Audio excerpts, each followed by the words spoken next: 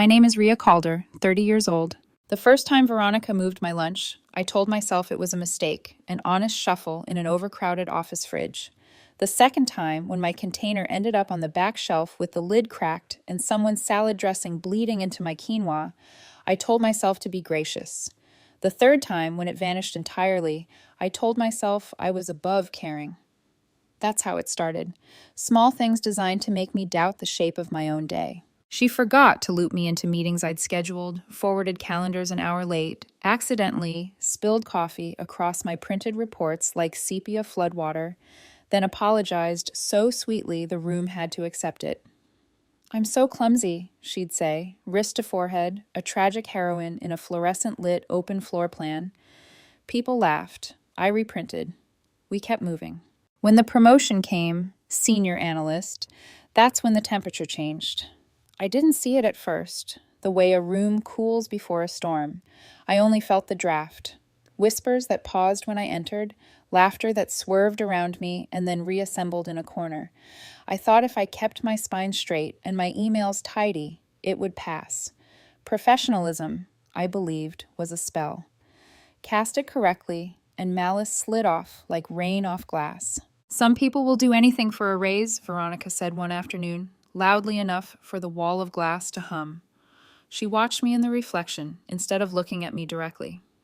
"But hey, if management loves your commitment." The pause landed where she wanted it. That was the day the rumor began, that I was sleeping with our manager, Dennis. I learned quickly how sound travels in a long corridor. "Dennis and Ria. Closed door twice this week. She's fast-tracked." I learned how the word fast can be welded to the word track until it becomes a slight. I learned how men who never smiled at me before began to smirk. A week later, an Instagram account appeared like mold under a sink. No name, just a handle that recycled corporate slogans and added grease. Photos of Dennis and me across conference tables, at offsites, on opposite sides of a lunch I barely ate, captioned with winks and ellipses that did more damage than words. When I brought it to HR, they folded their hands like a chapel and said, "Without proof of who created it, our hands are tied." They said it in a tone that meant, "Don't make us choose." The day of the $2.3 million pitch landed like a milestone. I had rehearsed the deck with the kind of precision that makes your mouth move at night. Fonts aligned, timelines crisp, the client's name threaded into slides with care. I wore a navy dress that did not announce itself. The conference room filled with the sound of men adjusting chairs. Our executive sponsor cleared his throat. I clicked to the first slide. Hardcore pornography filled the wall. No one breathed. The first sound was a chair leg dragging a thin scream across concrete. The second was the soft mechanical blink of the projector struggling to keep up with the violence of what it displayed. I didn't look at Dennis. I didn't look at anyone. I pressed the keyboard so many times I thought my finger would bruise, but the file had been replaced on the shared drive. The client stood, adjusted his cuffs without looking at me, and walked out. I traced the access to a guest login on the lobby computer. The logs were clean, too clean, like they'd been pressed with an iron. No proof it was Veronica. No proof it wasn't. She smirked at me for the rest of the day with a kind of leisurely satisfaction, the way a cat sits near a birdcage and purrs about the weather. That night, my apartment felt like a crime scene. Not the kind with blood, the kind with absence, what had been tendon that you may never get back. I made tea and didn't drink it. I opened my laptop and stared at the screensaver until the colors felt like a language. Then I opened a new folder and titled it Insurance. Inside it, I created a practice I had never permitted myself before, a ritual of survival I hoped I would never need. Screenshots, timestamps, written recollections. I photographed the coffee stains that accidentally baptized my work. I archived emails where oops was weaponized as policy. I printed calendar invites that moved me out of rooms. I wrote what I could not prove yet, and I wrote it cleanly. If she wanted to go low, I would go lower. Not with rumors I couldn't defend, but with evidence that could not be charmed away. Patterns appear if you sit still long enough. In expense reports, I saw client lunches that lasted 3 hours and always happened at the same restaurant with the same 2 martinis and the same team morale note. I saw company credit card charges at Nordstrom on Friday afternoons labeled team building accessories. I saw a gentle snow of office supplies disappear into Veronica's weekends. None of this was a hanging offense. All of it was a map. The bigger pattern was more interesting. Projects Veronica 1 always ran hot, 15, sometimes 20% above what procurement models predicted. The same 3 vendors kept appearing, names so nondescript they could have been generated: Allied Vantage, Eastline Solutions, North Coast Group. Their websites were made of stock photos with teeth too white and hallways too clean. Their registered agent, buried in the public filings I read at 2 a.m., was the same man, Keith. The surname matched Brad's, Veronica's husband. I didn't know what it meant yet, only that it meant something. Hey! The voice belonged to Meredith, Veronica's assistant. She was the kind of person you learn to overlook in an office that rewards volume. Small laugh, tidy hair, competence that never shook the air. She found me in the break room, staring at the kettle like it might offer absolution. Veronica needs her deck bound before the 2 o'clock, she said, then added, too casual to be casual, if you're not busy. I'm always busy, I said, because it felt important not to be drafted into her errands by accident. I know, she said, and sadness crossed her face, quick and precise. Do you ever get tired of feeling crazy? It was so unexpected I looked up. Like, you know what the truth is, she continued softly, but there's never quite enough to make it land. It was the closest thing to kindness I'd heard in days. I'm collecting, I said. I don't know what I'm collecting yet, but I am. She hesitated. If you ever want to talk, she said, I take my lunch at 1. There's a coffee shop around the corner that doesn't ask questions. She smiled like it hurt. They know me there. At 1:05 p.m., I sat across from her in a booth the color of dried cherries. The air smelled like sugar and cinnamon and something baked too long. Meredith wrapped both hands around her cup as if it were the only warm thing left. She screams at me most days, she said, and her voice didn't shake. It was a ledger, not a confession. She makes me stay late and then asks why I'm so slow. She takes my bullet points and says they're hers. She gives me tasks at 5:58 and tells me they were due at 6. She tells me I should be grateful because she's teaching me how to be tough. I'm sorry, I said. It wasn't enough. She's careful, Meredith added. She uses her inside voice. She never puts it in email. She apologizes. So sweet, you want to say thank you. She looked at me. But I'm careful too. The word careful slid across the table like a key. For my protection, Meredith said, choosing each syllable like it weighed something. I keep records, in case I'm ever fired unfairly, in case anything. She took a breath. There are recordings. How many? My voice was too quick. About 200 hours. She blushed like she'd admitted to a vice. Audio? Some video? Not of bathrooms, she added quickly, shame flushing her neck. Of meetings, of phone calls, of the way she talks when she thinks the room belongs to her.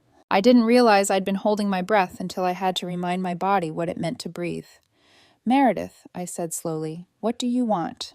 She stared into her cup as if an answer were steeping in it. I want to do my job without fearing my phone. She glanced up. I want the screaming to stop. I want the way people say her name to stop. She trailed off, then chose something smaller. I want to sleep. You could take it to HR, I said. We both smiled at that, brittle as sponge sugar. For what it's worth, she said, I also have emails. They're explicit. She picked at a thread on her sweater. She has a side business, selling client lists, using my login after hours because she said it was more efficient. There are screenshots. There are words I wish I hadn't heard her use about Priya and Adam in marketing, about our Asian colleagues. I didn't even know people still said things like that out loud. The coffee shop felt suddenly too small for the size of the room that opened in my mind. And the deck? I asked before I could stop myself. She looked confused. The presentation file, I said. The one that cost us $2.3 million. Meredith's eyes moved side to side as if she could read what she wished were not written. I don't know about that, she said carefully. Lobby guest login? That sounds like Wayne. He used to... She stopped. Never mind. Wayne from IT? The name tasted like metal. Forget I said anything, she whispered, and the whisper wasn't fear, it was allegiance to her own survival. Please. We walked back in silence. The office hummed in its usual antiseptic way, printers murmuring, air vents sighing like tired lungs. I sat at my desk and opened a new note in the insurance folder. Meredith, 200 hours of recordings. Emails, client lists, slurs, possible Wayne/guest login knowledge. Vendors, Allied Vantage /Eastline/North Coast. Registered agent Keith Brad's brother. Nordstrom charges labeled team building. Long lunches coded as client time.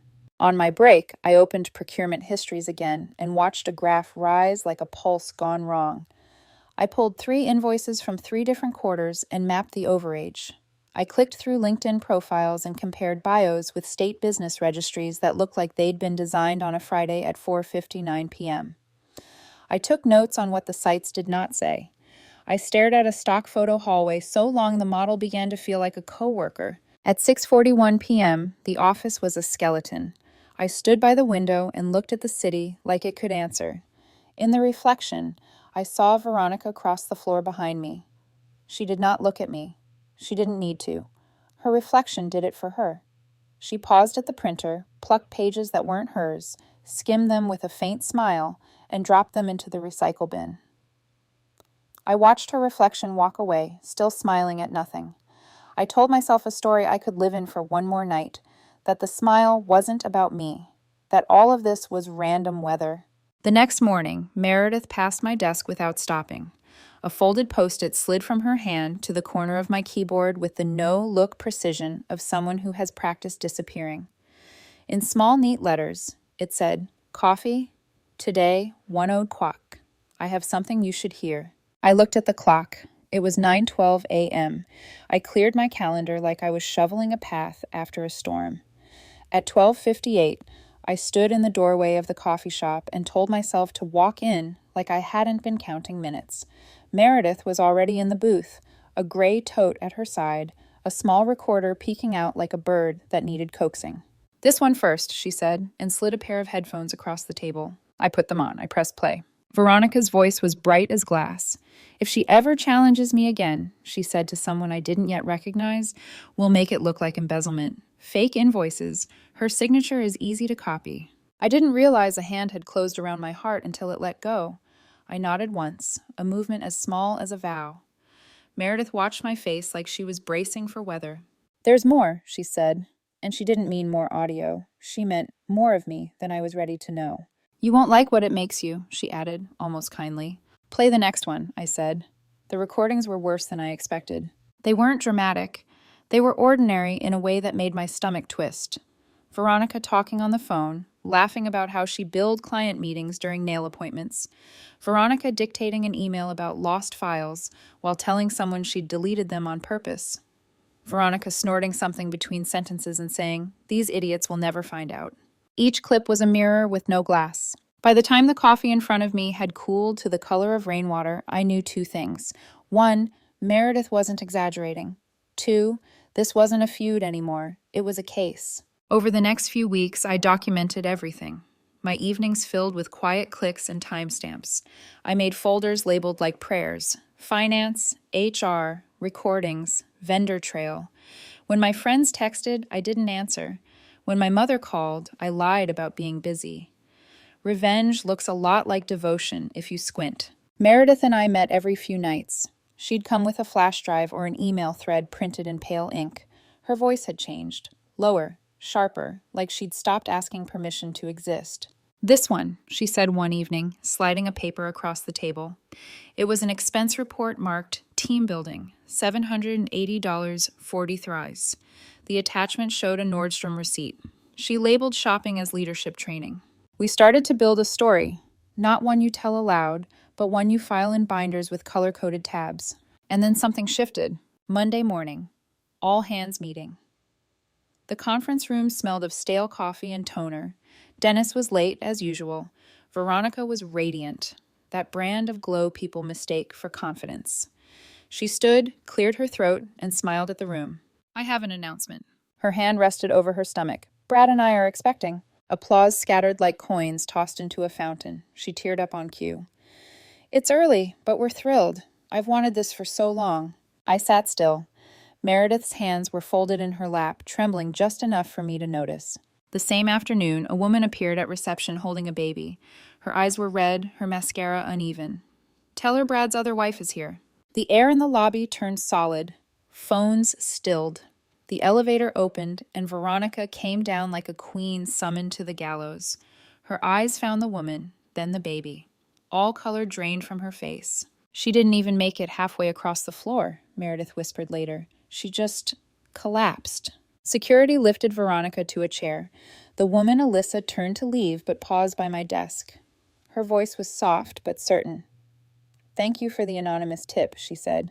"The private investigator you recommended found everything." I started, but she was already walking away. Meredith was at her desk, typing too quickly. Later, she admitted she'd gone ahead without me. "You were taking too long," she said. She deserved worse. I didn't argue. I just stared at the glow of my monitor until the letters blurred. For a moment, it seemed over. Veronica vanished on early maternity leave, claiming emotional distress. HR's email was gentle. "We support our employee during this difficult time." Translation: she's untouchable for now. The company didn't want the optics of punishing a pregnant woman. So, while the world cooed over ultrasound photos, I started digging. I pulled every file she'd touched. Invoices, budgets, procurement logs. The same pattern emerged. Projects that ran 18% over budget every single time. The same 3 vendors. I traced payments through spreadsheets until numbers became pulse marks. Allied Vantage, Eastline Solutions, North Coast Group. All 3 had the same registered agent, Keith Madison, Brad's brother. Veronica wasn't just dirty, she was running a full procurement scam. I needed proof that would hold up in court. I needed blood under the nails. That's when Meredith introduced me to her roommate. "Tamara works at the state attorney's office, Hawaii," she said. "White-collar division." Tamara looked nothing like I expected. Young, tired eyes, immaculate suit. She flipped through my folders with the calm of someone who'd seen too many miracles wrought from the inside. "This is RICO territory," she said finally. "But you need financials, bank records, kickback trails. Otherwise, it's just smoke." "How would I even get those?" I asked. "You don't." She leaned back, a smile ghosting her face. "Wronged wives and divorce lawyers do." 3 days later, I was having lunch with Alyssa. She was pale, still dazed from discovering her husband's double life. But her anger was clean, like a scalpel. "He told me we couldn't afford private school," she said bitterly. Meanwhile, he was buying her jewelry. "Have your lawyers pulled his financial records?" She nodded. "Everything. 7 years. Bank statements, tax returns, investments." "Find anything interesting?" She laughed without humor. "Besides the gambling debts and secret credit cards, weird deposits. 15 to 30,000 a month from companies I've never heard of." I slid Tamara's cards across the table. "The state attorney might want to see those." While the investigation grew roots, I turned to defense. Veronica might be gone, but she had shadows. Her friend Diane, head of accounting, started whispering that I'd orchestrated Veronica's downfall, that I was jealous, vindictive. HR didn't intervene. They never do when rumor is efficient. So I hosted lunch. I called it Women in Business, a casual gathering for female staff.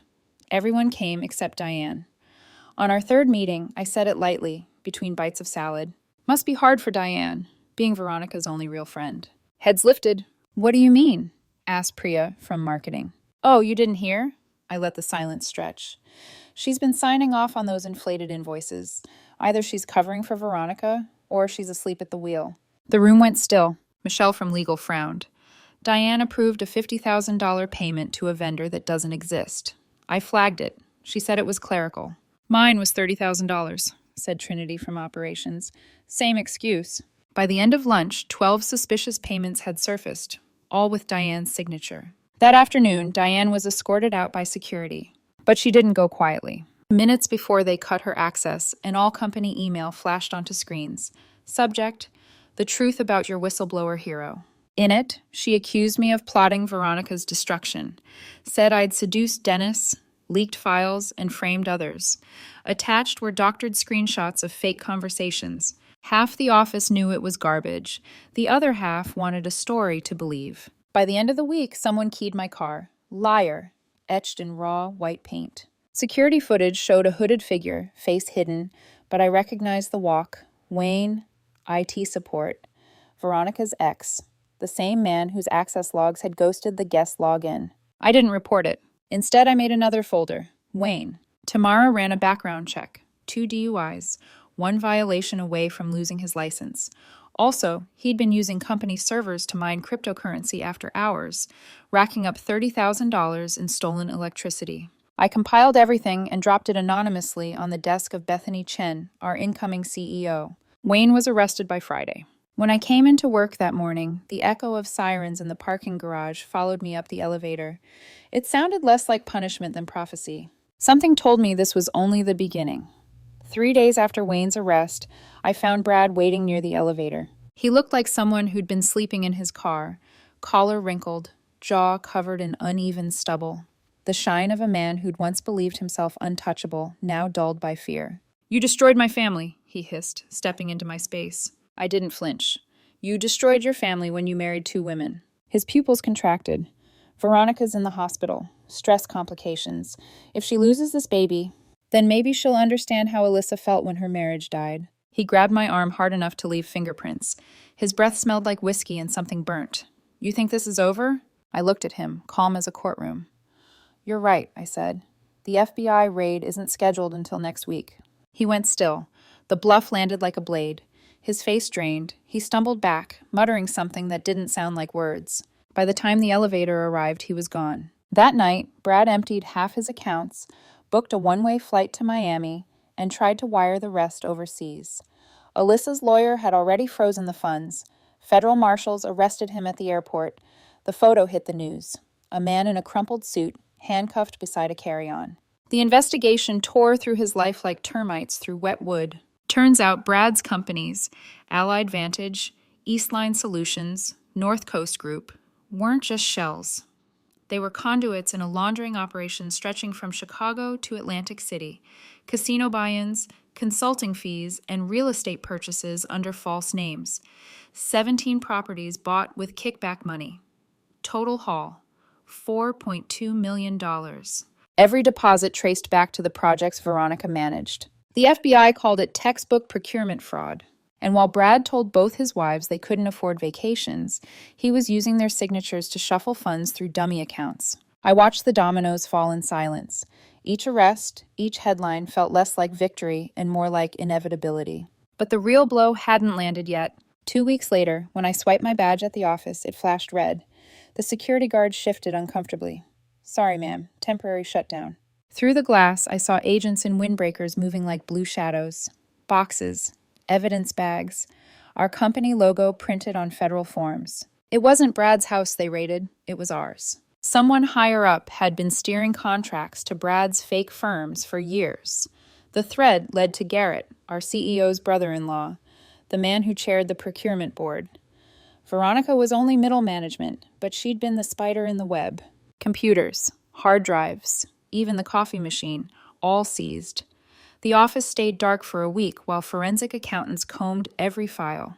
When the story broke, it didn't break quietly. The Wall Street Journal headline read, "Junior analyst exposes $50 million fraud ring." For the first time in years, my name wasn't whispered. It was printed. Dennis didn't survive the audit. He wasn't part of the fraud, not directly, but incompetence can be its own crime. He'd approved every inflated budget, every vendor invoice, without reading a single line. The board fired him for gross negligence. But when IAT mirrored his hard drive, they found something worse. A folder, hidden behind layers of encrypted code. Inside, hundreds of photos of female employees taken without consent. Angles that made my skin crawl. Upskirts in the elevator. Zoom-ins during meetings. Entire subfolders labeled with names. One was titled, Interns, Summer 2022. Among the faces, my cousin Brianna, 19, smiling awkwardly in her intern badge. HR wanted it quiet. Legal wanted it contained. But the FBI already had copies. Bethany Chen, our incoming CEO, called an emergency meeting. She was small, sharp, and radiated the kind of stillness that unnerved men used to shouting. "I've reviewed the files," she said. "I know who reported what, who stayed silent, who helped bury the truth." Her eyes swept the room and landed on me. "There will be consequences for all 3 categories." She didn't need to say more. 2 days later, Dennis was gone. That night, my phone buzzed at 2:13 a.m. Unknown number. Please, the voice sobbed. I need this job. It was Veronica. Brad's gone, she cried. His debts are in my name. If I lose this income, I lose everything. You should have thought about that before you sabotaged my presentation. That wasn't me, she said quickly. It was Diane. I didn't even know until after. But you let it happen. Silence. I was jealous, she whispered finally. You're younger, smarter. Everyone likes you. Dennis? Her voice cracked. He praised your work. I just wanted you to fail once. Well, congratulations, you did. That client went to our competitor. The company lost millions. I'm sorry. Please, I have a baby coming. I need insurance. I hesitated, not out of pity, but because I wanted her to hear the next sentence clearly. Actually, you have 2 babies coming, I said. What? Brad's other wife is pregnant too, due 3 weeks after you.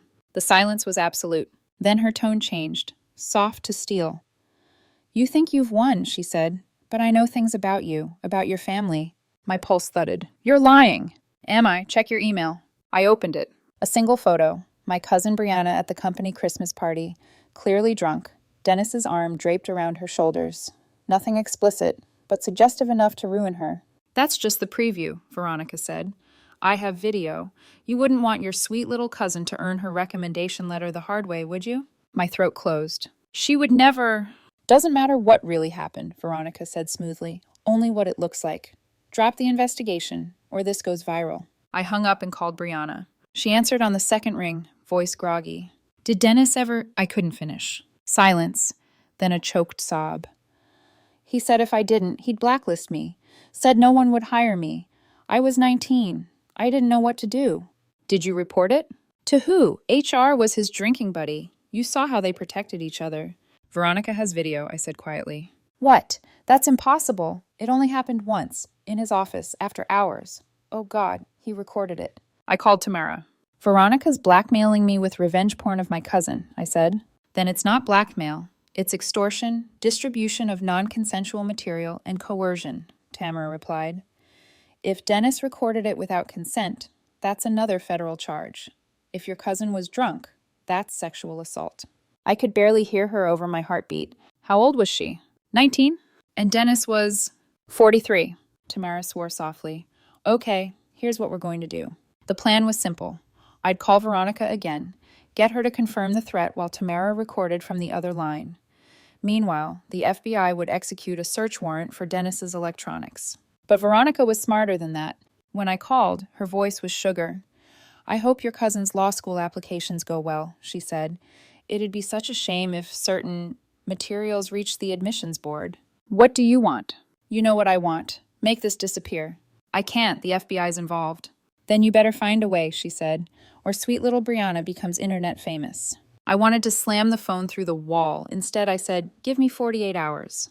During those 48 hours, everything changed. The FBI raided Dennis's house. They found his collection, over 10,000 files, videos, and photos of at least 40 women, including 6 minors from a mentorship program. He'd wired hidden cameras through his office, in vents, under desks, behind mirrors. Every meeting, every private conversation was recorded. And then they found something worse. Dennis had installed cameras to watch his cameras, meta surveillance. Those files showed Veronica entering his office after hours, copying select videos onto a USB. She always chose the same type, women who'd opposed her, argued with her, outperformed her. She'd been curating leverage, her own blackmail library. Dennis, cornered, started talking. She said it was insurance, he told investigators. Said we could control anyone who tried to stop us. By dawn, the FBI had enough to move. They waited until Veronica's next OB/GYN appointment. Crowded waiting room, paper gowns, soft music, pregnant women scrolling their phones. When they called her name, 3 agents stood up instead.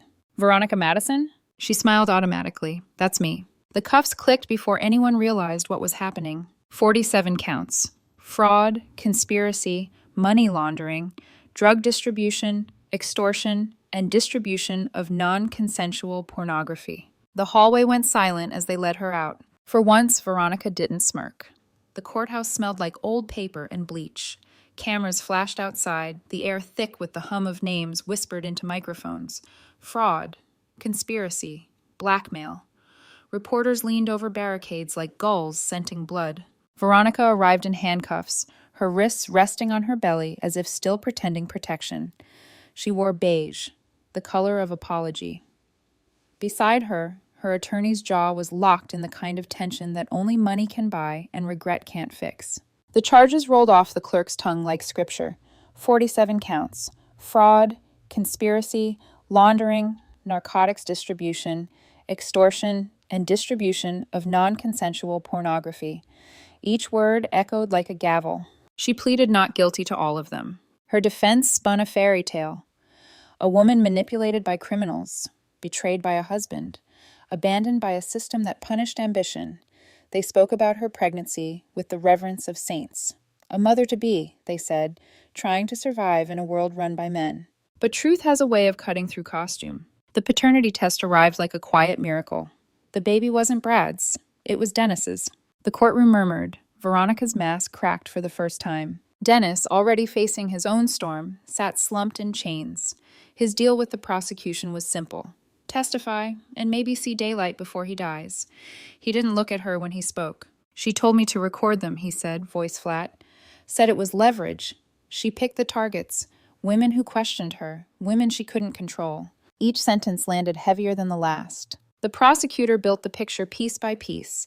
The side business selling client lists, the shell companies, the cocaine hidden behind bathroom tiles, the racial slurs, the videos used as threats.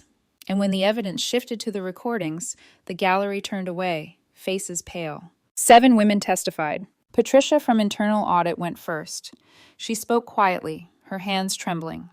She told them about the night Veronica cornered her in the parking lot with a USB drive, about how the next morning she found an email in her inbox. Resign quietly, or this becomes public. Then came Natalie from Product Development. She described how Veronica edited security footage to make it look like she was having an affair with Dennis. She lost her husband before she could prove it was fake. One by one they stood. 7 names. 7 lives rewritten by someone else's greed. Dennis's crimes alone carried 45 years. The child pornography charges sealed his fate. The judge's words were brief. You will die in prison. When it was Veronica's turn to testify, her voice was soft, her story rehearsed. I was coerced, she said. Brad forced me. Dennis blackmailed me. I was scared. But the prosecution had her own words. They played the recording Meredith had captured, Veronica laughing about breaking the intern who thought she was untouchable, describing how she'd plant fake invoices to frame me. The courtroom went still. Even the court reporter stopped typing. Ms. Madison, the prosecutor said, did you ever express remorse for any of your victims? Veronica looked down. They wanted me gone. The prosecutor leaned forward. And you made sure of it. After 6 weeks of testimony, the jury deliberated for 2 hours. Guilty on every count. Judge Harrison read the verdict slowly, his voice heavy with something personal. His daughter had once interned at our firm, one of the women Veronica had called a diversity hire in a recording the jury had heard. Ms. Madison, he said, you represent the worst kind of corporate criminal. You stole not only money but dignity. You weaponized vulnerability. You called your victims weak. Today they proved their strength. He sentenced her to 30 years, state and federal terms to run consecutively. No parole until age 67. Veronica didn't cry. She stared at me as they led her away. Her lips moved, but no sound came out. For the first time in years, I didn't flinch. The aftermath didn't feel like triumph. It felt like cleanup after a hurricane, the kind where the house still stands, but you can't live in it yet. Bethany called me into her office the next morning. You did what most people wouldn't dare, she said. Now we build something better. And she did. Over the next months, the company rebuilt from ashes. We created new ethics protocols, mandatory rotation of audit duties, 2 signature approvals for every vendor. Every transaction logged in a transparent chain. I became director of compliance. Meredith was promoted to senior administrator. The irony wasn't lost on either of us. 2 women once bullied by the system now responsible for guarding it.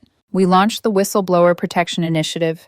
Anonymous, encrypted, rewarded. Within a month, 47 reports came in. Most were small, padded expenses, extended lunches, but a few were serious. One manager in Phoenix forced his team to work off the clock, stealing 10,000 hours of unpaid labor. Fired and fined.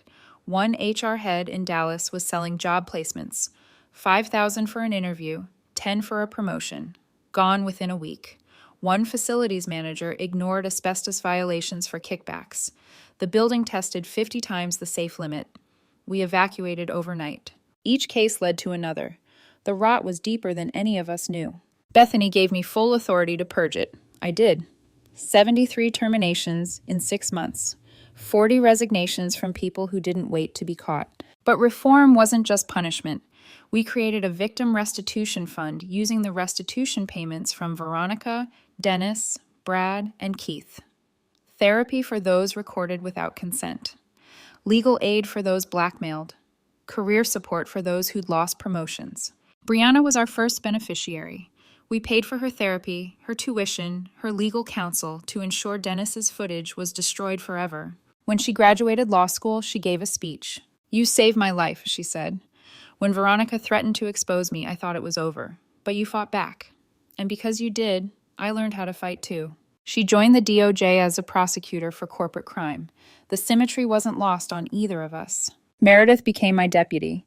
Together we built a culture where telling the truth wasn't a gamble. Sometimes I'd catch her pausing outside the glass conference room, hand on the door frame, listening to laughter that didn't sound nervous anymore. "Does it ever feel real to you?" she asked once. "Not yet," I said, "but maybe it's starting to." For the first time in years, I slept without waking to phantom notifications.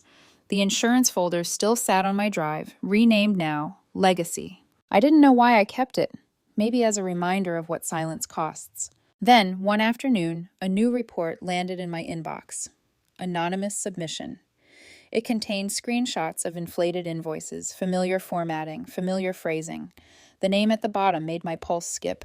Kevin Hartwell, Veronica's former protege. That evening, as the office emptied, I stood by the window.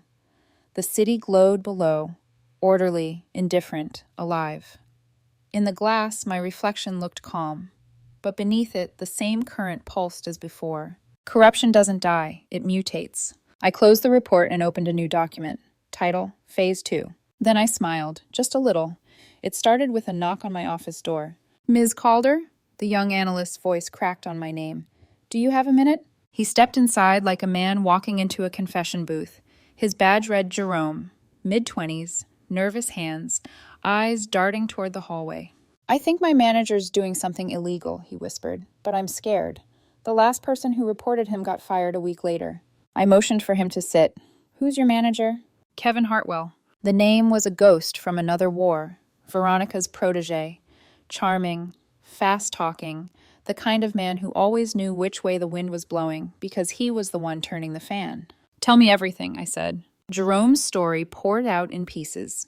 Inflated invoices, phantom vendors, payment routing through consultants no one had met. Small amounts at first, 10,000 here, 20 there, but spread wide enough to stay unnoticed. "I ran cost comparisons," he said, pushing a flash drive across my desk. "These vendors only exist on paper, but someone's approving them." "Kevin," I promised Jerome anonymity. The next day, I called Tamara. "This feels familiar," she said after reviewing the data. Smaller scale, but same DNA, Veronica's playbook. We went quiet. Both of us remembered what it had taken to stop the original. "Let's make sure this time," I said, "we end it before it grows." 2 weeks of silent investigation followed. Every night, my office light stayed on after midnight. The cleaning staff learned not to ask. Kevin had been careful. Offshore accounts, cryptocurrency wallets, dummy invoices coded with randomized IDs. But one mistake gave him away. He'd accessed his crypto wallet from a company laptop. Our IT audit logs caught the connection. The wallet contained the exact amount missing from the inflated invoices, $312,000. But that wasn't all. Buried in a group chat on a gaming platform, a supposed hobby group for after-hours traders, we found their conversations. 6 users, all connected to Kevin. They called themselves the Legacy. "Veronica was too greedy," Kevin wrote. "Too obvious. We stay under 2% and no one notices." "The new compliance thinks she's so smart," replied Candace from procurement. "But she's looking for big sharks. We're the minnows." 6 more months and we disappear, wrote Roberto from finance. I stared at the messages until my hands went cold. They had learned from her, refined her methods, turned corruption into a craft. I printed every line, every receipt, every alias. Then I walked to Bethany's office. "How do you want to handle this?" she asked.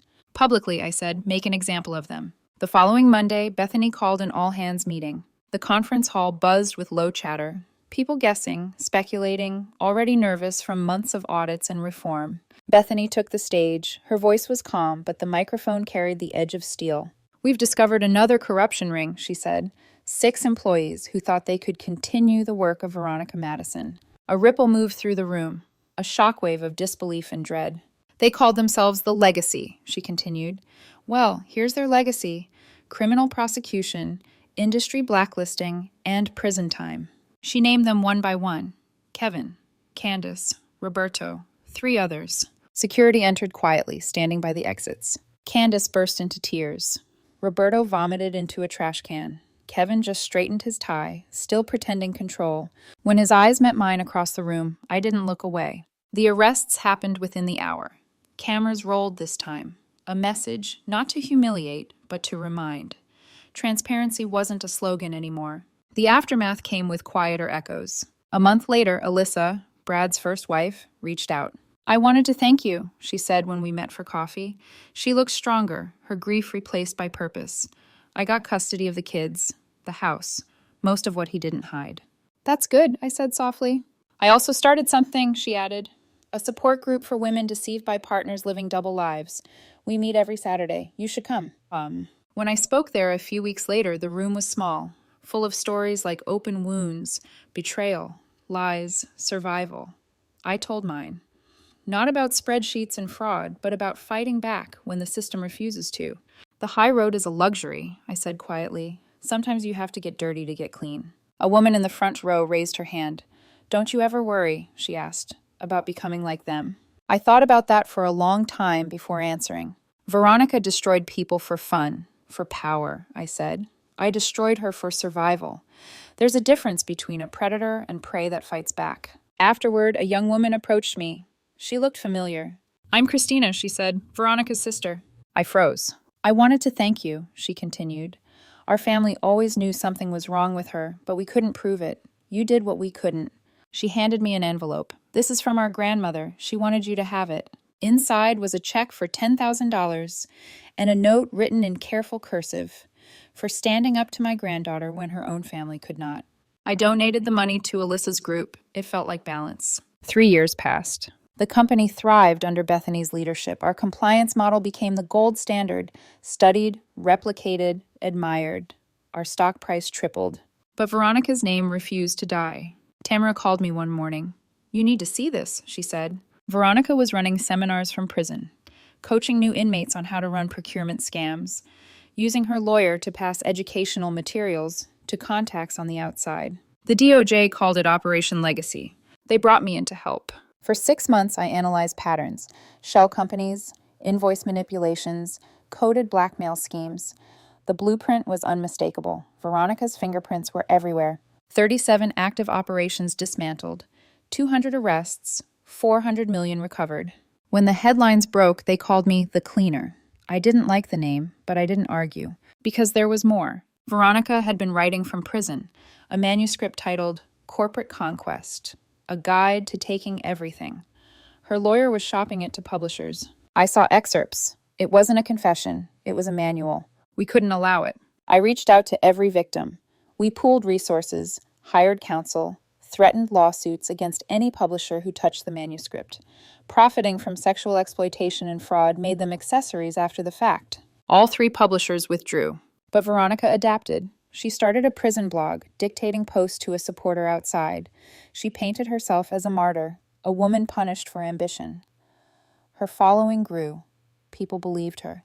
So I answered her the only way I knew. For every post she made, I published a document, court transcripts, audio evidence, victim testimonies. I showed the world who she truly was. The war of words lasted 6 months. Then Patricia, our former audit head, did something brilliant. She sued Veronica for emotional distress. The case was airtight.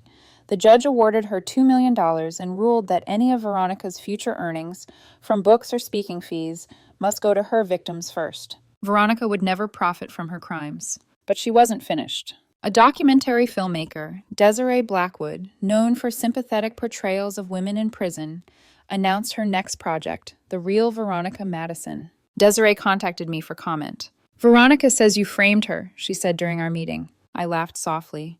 Did she mention the recordings of her planning to frame me? She says they were fabricated. I opened my laptop and pressed play. 2 hours of Veronica's voice filled the room, laughing, boasting, describing how she broke people for fun. Desiree went pale. This isn't what she told me. No, I said, because she's still playing you. The documentary changed course. It became The Legacy of Silence, a film about Veronica's victims. It won 3 awards, all profits donated to whistleblower protection funds. Every month, restitution deposits still arrive.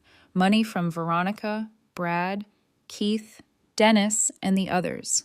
I never spend it. I funnel it into a foundation for whistleblowers who lose their jobs for telling the truth. So far, we've helped 312 people. Each one is a small act of reclamation, proof that destruction can feed creation if you aim it right. The letters from prison still come sometimes, but the last one, the one that changed everything, didn't ask for forgiveness. It was a warning, and it ended with a single line that made my pulse still. When I get out, I'm coming for you. I folded it carefully, then I smiled, because I already knew how this story ends. The last letter came on a Tuesday. Prison stationery, blue ink. My name written in the same looping script she'd used on birthday cards for coworkers she hated. I know you'll never forgive me, it read, but you won. You broke me. Are you satisfied? I didn't respond right away. I left it on my desk under the lamp, its shadow stretching like a warning. 2 weeks later, another letter arrived. Angrier. You destroyed everything. My marriage, my career, my future. You're worse than I ever was. This time I wrote back. You destroyed your marriage when you cheated with Dennis, I said. You destroyed your career when you chose fraud over competence.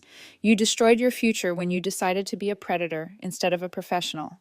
I didn't do this to you. I just held up a mirror. The destruction was your own reflection. She didn't write again for 6 months. Then came the final one. I'm getting out in 17 years. I'll be old, broke, alone. But I learned something from you. How to go lower than anyone expects. When I get out, I'm coming for you. I folded the letter neatly, scanned it, and forwarded it to the FBI, the warden, and the parole board. Threatening a witness adds 5 years and voids parole eligibility. Veronica Madison would serve the full 30, maybe more if she kept opening her mouth. People ask me sometimes if I regret it. The low road, the traps, the manipulation. I tell them about the $400,000 in stolen contracts that ruined honest vendors, about the employees who were bullied into silence, about the women recorded without consent, about Brianna, who nearly quit law school because of what Dennis did to her. Then I ask them, if someone was destroying lives and you could stop them, how high would you really stay? Most say they'd take the high road, file reports, trust the system. But the system protected Veronica for 7 years. The system let her thrive. The system rewards monsters who smile. Sometimes the high road is a dead end. Sometimes the only way out is through the mud. 3 years after her conviction, the foundation was thriving. Whistleblowers across the country called it the Veronica Fund. The irony wasn't lost on anyone. I taught a graduate seminar at the local business school, Ethics in Practice, when fighting fair means losing. The students came in wide-eyed, expecting tidy case studies. They got something else. I told them about the Veronica Principle. Rule 1, document everything. Rule 2, never fight alone. Rule 3, when someone shows you they'll go low, believe them, and go lower. Where's the line? A student asked once. How do you know when you've gone too far? The line, I said, is when you stop asking where it is. They fell quiet. Another raised his hand. Would you do it again? I thought of Veronica in prison, Brad in federal lockup, Keith serving 35 years, Dennis crippled after a prison beating, Diane working at a gas station in Manitoba.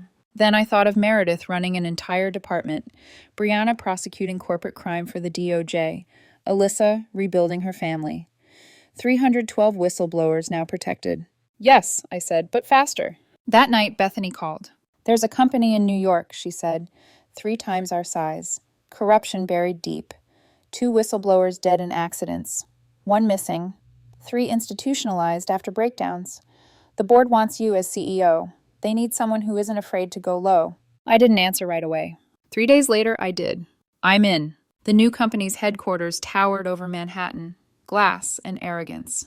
Their CFO's expenses didn't add up. Their head of sales had been meeting competitors in private. 3 executives had shell vendors registered in offshore trusts. They didn't know I was coming. They didn't know what I was capable of. I assembled a team, the best and the broken. Meredith as COO, Brianna taking leave from the DOJ as general counsel, Tamara retiring from the state attorney's office to head internal investigations. We hired forensic accountants, former FBI analysts, a reformed hacker who'd once done 5 years for exposing government corruption. We called ourselves the Cleaners. Ironic, considering Keith's old nickname for his hitmen. The first day felt like déjà vu. A bright boardroom, polished smiles, the taste of expensive lies in the air. I looked around and saw the pattern again. The same architecture of power Veronica had mastered. The same kind of men who thought cruelty was strategy. Only this time, I wasn't the junior analyst taking notes. This time I was the storm. My team had already mapped everything. Encrypted files, falsified audits, travel logs to offshore retreats. We began quietly, the way infection is treated. Identify, isolate, excise. Every meeting was recorded, every transaction mirrored. When we struck, it would be surgical. The current CEO, Jonathan Blackstone, was the kind of predator Veronica would have adored. 15 years at the top. Multiple harassment settlements buried in NDAs. 2 whistleblowers disappeared under his watch. He thought he was untouchable. He wasn't. My office at night overlooked the East River. The city lights reflected like shattered glass. I spread the files across my desk. Timelines, bank statements, travel itineraries. In red pen, I circled names, connected them with arrows until the page looked like a crime scene. Meredith entered quietly, setting a cup of coffee beside me.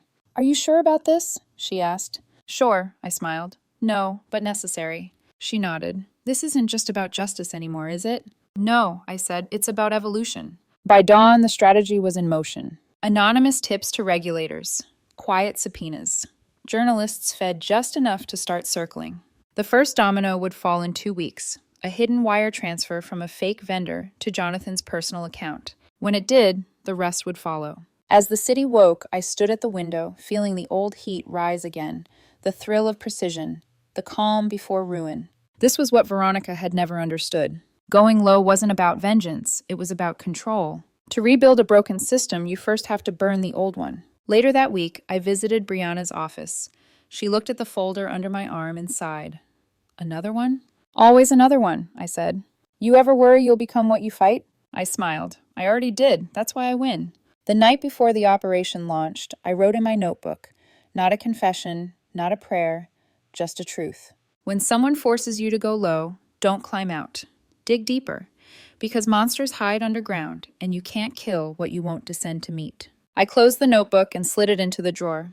Tomorrow, Jonathan Blackstone would learn what low really meant. He would learn what Veronica taught me, that the only way to end corruption is to become the thing it fears most, someone willing to go lower than anyone expects. I turned off the light, leaving only the glow from the skyline painting my office in silver and shadow. And for the first time, I didn't feel haunted. I felt ready.